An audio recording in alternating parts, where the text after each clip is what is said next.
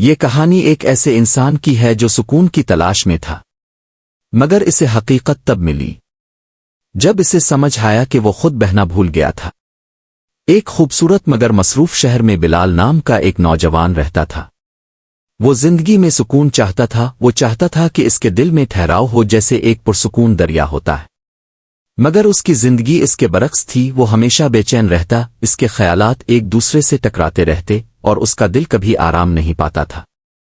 وہ ہر وقت کچھ نہ کچھ حاصل کرنے میں لگا رہتا، کبھی کامیابی، کبھی تعریف، کبھی محبت، مگر ہر بار جب وہ کچھ پاتا تو کچھ ہی دیر بعد وہی بے چینی واپس آ جاتی۔ وہ اکثر سوچتا کہ شاید سکون کوئی ایسی چیز ہے جو اسے ابھی تک نہیں ملی، شاید کوئی خاص مقام ہے، کوئی خاص حالت ہے جہاں پہنچ کر سب کچھ ٹھیک ہو جائے گا۔ اسی امید میں وہ مسلسل کوشش کرتا رہا، مگر جتنا وہ کوشش کرتا اتنا ہی وہ تھک جاتا۔ اسے لگتا تھا کہ اس کی زندگی ایک ایسے دریا کی طرح ہے جو شور تو کرتا ہے مگر بہتا نہیں، جو حرکت میں تو ہے مگر آگے نہیں بڑھ رہا۔ ایک دن وہ اسی الجھن کے ساتھ شہر سے باہر نکل گیا۔ وہ چلتا رہا یہاں تک کہ وہ ایک وادی میں پہنچا جہاں ایک حقیقی دریا بہہ رہا تھا۔ اس دریا کا پانی صاف تھا، اس کی آواز نرم تھی اور اس میں ایک عجیب سا سکون تھا۔ بلال دریا کے کنارے بیٹھ گیا اور اسے دیکھنے لگا۔ اسے حیرت ہوئی کہ یہ دریا بغیر کسی کوشش کے بہہ رہا ہے، نہ اسے جلدی ہے، نہ اسے کسی منزل کی فکر ہے، پھر بھی وہ مسلسل آگے بڑھ رہا ہے۔ اسی لمحے اسے ایک درویش نظر آیا جو قریب ہی بیٹھا ہوا تھا۔ بلال نے اس سے کہا، میں بھی اس دریا کی طرح سکون چاہتا ہوں، مگر میرے اندر ہمیشہ شور رہتا ہے۔ درویش نے دریا کی طرف اشارہ کیا اور پوچھا، تمہیں اس میں کیا نظر آ رہا ہے؟ بلال نے کہا، یہ بہہ رہا ہے اور پرسکون ہے۔ درویش نے مسکرا کر کہا، یہ اس لیے پرسکون ہے کیونکہ یہ رکا نہیں ہوا۔ یہ بات بلال کے لیے نئی تھی۔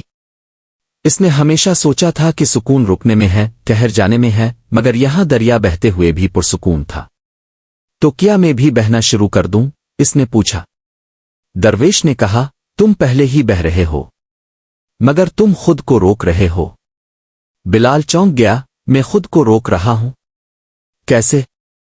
درویش نے نرمی سے کہا، تم اپنے ماضی کو پکڑے ہوئے ہو، اپنے خوف کو تھامے ہوئے ہو، اپنی خواہشوں میں الجھے ہوئے ہو۔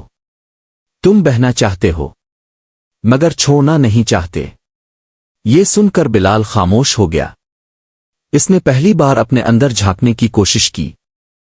اسے محسوس ہوا کہ وہ واقعی اپنے ماضی کی باتوں کو پکڑے ہوئے ہے، وہ اپنے خوف کو چھوڑنے سے ڈرتا ہے اور وہ ہر چیز کو کنٹرول کرنا چاہتا ہے۔ وہ بہنا چاہتا تھا مگر اس کے ہاتھ بندھے ہوئے تھے، خود اس کے اپنے خیالات سے۔ تو میں کیا کروں؟ اس نے آہستہ سے پوچھا۔ درویش نے کہا، چھوڑ دو۔ بلال نے کہا، کیا چھوڑ دوں؟ درویش نے جواب دیا، وہ سب جو تمہیں بہنے نہیں دیتا۔ بلال نے گہری سانس لی اور آنکھیں بند کر لیں۔ اس نے اپنے ماضی کو دیکھا، اپنے خوف کو محسوس کیا، اپنی خواہشوں کو پہچانا اور پہلی بار انہیں چھوڑنے کی کوشش کی۔ شروع میں اسے مشکل لگا، جیسے وہ کسی مضبوط چیز کو چھوڑ رہا ہو، مگر آہستہ آہستہ اس کے اندر ہلکا پن آنے لگا۔ اس نے محسوس کیا کہ اس کے اندر کا شور کم ہو رہا ہے، جیسے اس کا دل آہستہ آہستہ پرسکون ہو رہا ہو۔ اس نے آنکھیں کھولیں اور دریا کی طرف دیکھا۔ اب اسے وہ پہلے سے زیادہ خوبصورت لگا۔ میں سمجھ گیا، اس نے کہا۔ درویش نے پوچھا، کیا؟ بلال نے جواب دیا کہ سکون رکنے میں نہیں، بہنے میں ہے۔ اس دن کے بعد بلال کی زندگی بدلنے لگی۔ وہ اب بھی زندگی جیتا تھا، مگر اب وہ چیزوں کو پکڑ کر نہیں رکھتا تھا۔ وہ اب بھی خواب دیکھتا تھا، مگر اب وہ ان کے پیچھے بھاگتا نہیں تھا بلکہ ان کے ساتھ بہتا تھا۔ اس نے سیکھ لیا تھا کہ زندگی کو کنٹرول کرنے کی کوشش ہی بے چینی کا سبب بنتی ہے، اور جب انسان چھوڑنا سیکھ لے تو وہ واقعی سکون پا لیتا ہے۔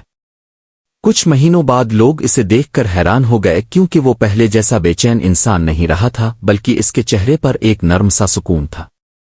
ایک دن کسی نے اس سے پوچھا، تمہیں سکون کیسے ملا؟ وہ مسکرایا اور بولا، میں نے بہنا سیکھ لیا۔ سبق: انسان ساری زندگی سکون ڈھونڈتا ہے، مگر اصل سکون تب ملتا ہے جب وہ زندگی کے ساتھ بہنا سیکھ لے، کیونکہ جو بہتا ہے وہ رکتا نہیں، اور جو رکتا نہیں وہ بوجھ نہیں بنتا۔